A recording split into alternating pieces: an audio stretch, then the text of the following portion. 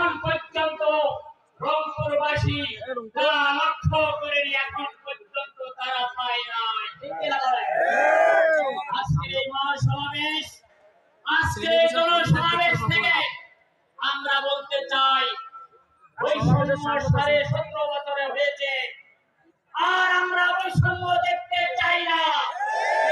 আমরা বাংলাদেশে আগামী দিনে কোন বৈষম্য হতে দেব না, দেব না, দেব না। সংগ্রামী ভাই সব, বাংলাদেশের মানুষ আমাদেরকে মফিজ বলে, মফিজরাই পরিবর্তন করেছে। কি বলেন?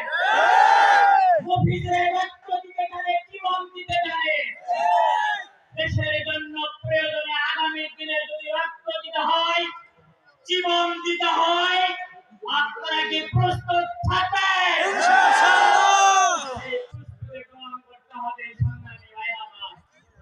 আমি গাইবান্ধার মানুষ, সবচেয়ে অবহেলিত জেলা হচ্ছে গাইবান্ধা। এই রংপুর অঞ্চলে গাইবান্ধায় কানের করার কথা ছিল, করা হয় নাই। গাইবান্ধায় কোনো বিশ্ববিদ্যালয় নাই, কোনো মেডিকেল কলেজ নাই, কোনো ভালো মানের সরকারি বিশ্ববিদ্যালয় কলেজ নাই।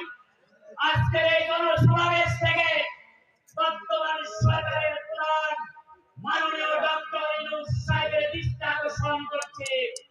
গাইবান্ধায় যে প্যানেলের প্রস্তুতি নেওয়া হয়েছিল, পরিকল্পনা নেওয়া হয়েছিল, সেই চালু করতে হবে।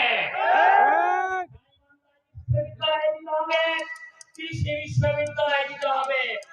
সংগ্রামী রংপুরবাসী, যে রংপুর থেকে ফ্যাসিস্টকে বিতাড়িত করা হয়েছে, আগামী দিনে এই রংপুর থেকে আমরা আগামী যে বৈষম্যহীন বাংলাদেশ করতে চাই, তার বিজয়ের সূচনা এই জমিন থেকে হবে, এই উত্তরবঙ্গ থেকে হবে ইনশাআল্লাহ। সবাই ভালো থাকবেন, সুস্থ থাকবেন। আল্লাহ হাফেজ। বাংলাদেশ জিন্দাবাদ, বাংলাদেশ জামাত ইসলামী জিন্দাবাদ।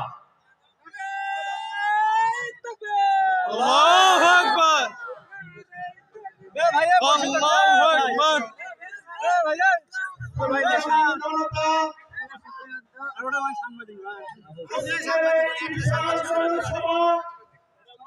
আমরা লক্ষ্য করছি এই দেখুন মিস্ত্রি এই রংপুর জেলার কৃষ্ণ ময়দান পরিপূর্ণ হয়ে আশেপাশে রাস্তা অনেক পরিপূর্ণ হয়ে গেছে।